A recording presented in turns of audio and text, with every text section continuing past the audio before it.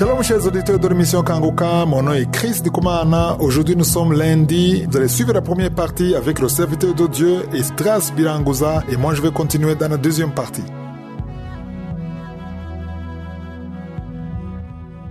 Shalom. Comme tous les lundis, je vous rappelle la devise de Kanguka. Il s'agit de 3 points que nous devons appliquer. Le premier point, c'est qu'il faut accepter la volonté de Dieu, même lorsqu'elle est différente de la nôtre. Le deuxième point, c'est qu'il faut prier tous les jours. Et le troisième point, c'est qu'il est interdit de se lamenter, mais il faut rendre grâce à Dieu en toutes choses. Aujourd'hui, je vais parler du premier point, qui est d'accepter la volonté de Dieu, même lorsque elle est différente de la nôtre. La plupart du temps, quand on se rend compte que la volonté de Dieu est différente de la nôtre, qu'elle est différente de nos propres désirs, on commence à chercher l'approbation de Dieu dans ce qu'on fait ou dans nos vies. On cherche parfois des versets bibliques qui viennent soutenir ce qu'on est en train de faire ou la vie qu'on est en train de mener. Pour pouvoir accepter la volonté de Dieu, il faut mourir à soi-même et laisser tomber nos propres volontés. J'aimerais vous montrer ce qui pousse certaines personnes à ne pas accepter la volonté de Dieu. C'est parce que il leur manque une chose, la crainte de Dieu. Lisons dans Proverbes chapitre 9, verset 10. Il est écrit « Le commencement de la sagesse, c'est la crainte de l'Éternel. Et la science des saints, c'est l'intelligence. » Il y a une différence entre craindre et respecter. C'est pourquoi certains disent qu'ils craignent Dieu, mais en fait, ils ne font que le respecter. Respecter Dieu, c'est très bien, mais craindre Dieu, c'est encore mieux. Respecter Dieu, c'est reconnaître qu'il est grand, reconnaître sa grandeur, sa puissance, son amour. C'est essayer de faire ce qui est bien, cependant, ça peut rester externe à soi. Mais craindre Dieu, c'est dire « je sais devant qui je me tiens et je veux vivre conformément à ce qu'il veut ». La crainte de Dieu, elle est intérieure, elle est transformative. Cela ne veut pas dire que tu as peur de Dieu ou que tu fais sa volonté par crainte d'être puni. Mais tu fais la volonté de Dieu parce que tu l'aimes, parce que tu l'adores. Tu évites de faire tout ce qui est mal, même quand personne ne regarde. Tu ne prends pas à la légère la volonté de Dieu. Tu es prêt ou prête à mettre de côté ce que tu désires pour faire ce que Dieu veut. Craindre Dieu, c'est parce que tu comprends sa souveraineté aussi. Sans discuter avec lui, sans lui demander pourquoi il fait ceci ou cela, il n'a pas besoin de se justifier devant toi. Si aujourd'hui tu demandes à Dieu pourquoi il a fait ceci, pourquoi il n'a pas empêché cela, c'est parce que tu n'as pas encore compris sa souveraineté. Il fait ce qu'il veut, quand il veut, comme il veut. Un jour, il y a quelqu'un qui m'a dit que c'est injuste de croire ou d'accepter seulement que Dieu va faire tout ce qu'il veut, quand il veut, comme il veut. Il trouvait que c'était injuste, mais c'est parce qu'il ne comprenait pas la souveraineté de Dieu. Pourtant, par exemple, quand ton employeur décide de changer les tâches que tu fais, tu ne vas pas commencer à lui dire que c'est injuste, tu as peur d'être renvoyé. Quand il te rajoute plus de choses à faire, même si ça te fatigue, tu ne vas pas te rebeller contre ton directeur. Tu ne vas pas refuser de le faire. Ta volonté de continuer à faire ton travail comme avant, mais ton responsable ou ton directeur attend de toi que tu accomplisses plus de tâches qu'avant. Et comme tu tiens à garder ton emploi, tu ne dis rien, tu t'exécutes. Il arrive parfois qu'on accepte facilement la volonté des hommes plus que la volonté de Dieu. On se dit que Dieu est miséricordieux, il va comprendre, il est amour, il va tout tolérer. Mais on se trompe. Dieu veut être honoré, il veut être craint. Il a besoin qu'on reconnaisse sa souveraineté, qu'on arrête de le résister.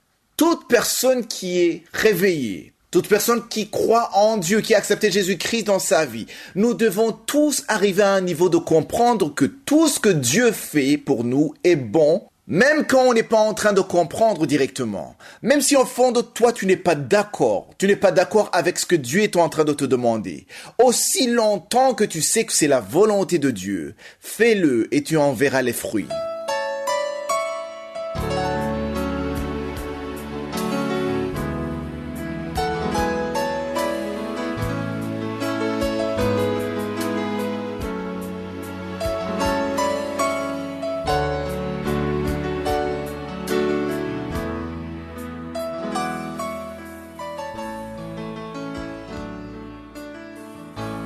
Nous sommes maintenant dans la deuxième partie, c'est-à-dire la partie de l'enseignement. Vous savez que vendredi, nous avons clôturé un enseignement sur le temps de Dieu. Ça a pris assez de temps et si tu es nouveau, tu n'as pas encore écouté cet enseignement, va dans les archives et tu vas aller sur recherche et tu écris le temps de Dieu. Avant l'enseignement sur le temps de Dieu, on avait terminé un livre de la Bible, c'est-à-dire le livre de Job.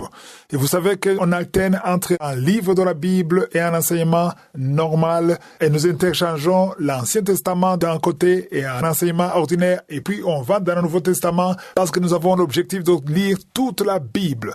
Et jusqu'à maintenant, dans l'Ancien Testament, on a étudié depuis Genèse jusqu'à Job. Si tu vas dans recherche, tu écris le nom de n'importe quel livre, depuis Genèse jusqu'à Job, tu verras l'enseignement. Et dans le Nouveau Testament, depuis Matthieu jusqu'à Timothée, il y a tous ces livres. Il suffit d'aller dans recherche sur l'application. Alors maintenant, nous revenons dans le Nouveau Testament, parce que la dernière fois, c'était Timothée. Maintenant, nous allons étudier le livre de Tite. Tite, c'est un petit livre qui comporte 3 chapitres.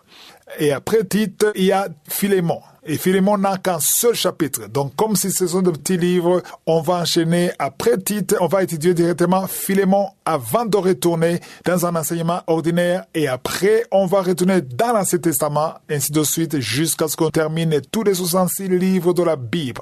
Et aujourd'hui, je vais juste vous présenter une introduction du livre de Tite. C'est un livre qui a été écrit par Paul. L'auteur, c'est l'apôtre Paul. Ici, je précise que Paul a écrit la plupart des livres du Nouveau Testament. Presque 3/4 de ces livres ont été écrits par Paul. C'est lui qui a écrit Éphésiens, c'est lui qui a écrit Thessaloniciens, Philippiens, Corinthiens. Tous ces livres ont été écrits par Paul. Le livre de Tite ressemble au livre de Timothée. Quand on parle de livre, c'est la lettre. C'est la lettre que Paul a écrite à Timothée et c'est la lettre que Paul a écrite à Tite. Donc, on va trouver beaucoup de ressemblances entre la lettre de Paul écrite à Timothée et la lettre que Paul a écrite à Tite.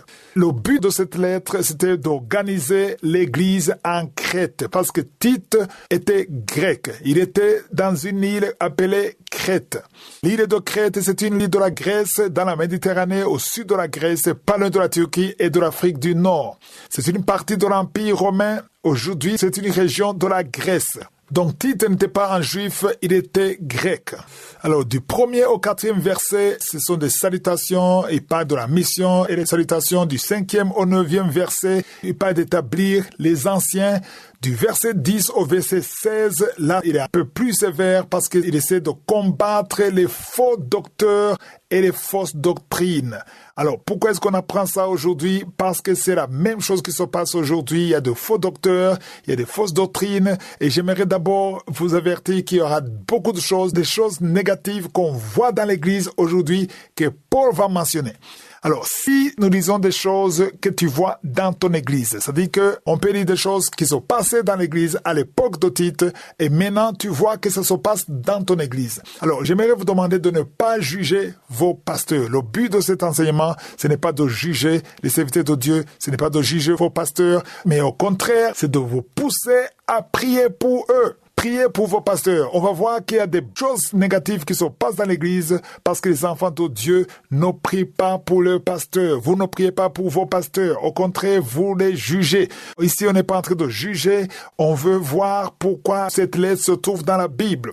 Pourquoi ça se trouve dans la Bible? On va aller chapitre par chapitre. Il y a des choses que tu verras et tu verras que ces choses se passent peut-être dans ton église et ne va pas juger ton pasteur. Ne va pas accuser ton pasteur. Prie pour lui. Parce que les choses négatives qui se passent dans l'église, ça vient du diable. Ça ne vient pas du Saint-Esprit, mais ça vient du diable. Donc, ce livre de Tite, le premier chapitre, il s'agit de l'ordre spirituel et les fondements. Paul essaie d'organiser l'église dans Crète. Il parle de l'ordre, de leadership, des leaders, de la doctrine saine. Ça va toucher directement aux leaders dans l'église, les pasteurs, les anciens, les apôtres. Mais même vous qui n'êtes pas des leaders, vous n'êtes pas des pasteurs, ça vous concerne. Le but, c'est de comprendre la volonté de Dieu, la direction du Saint-Esprit. Et surtout, je vous demanderai de prier pour vos pasteurs. Si je suis le vœu, nous allons continuer demain. Passez une bonne journée.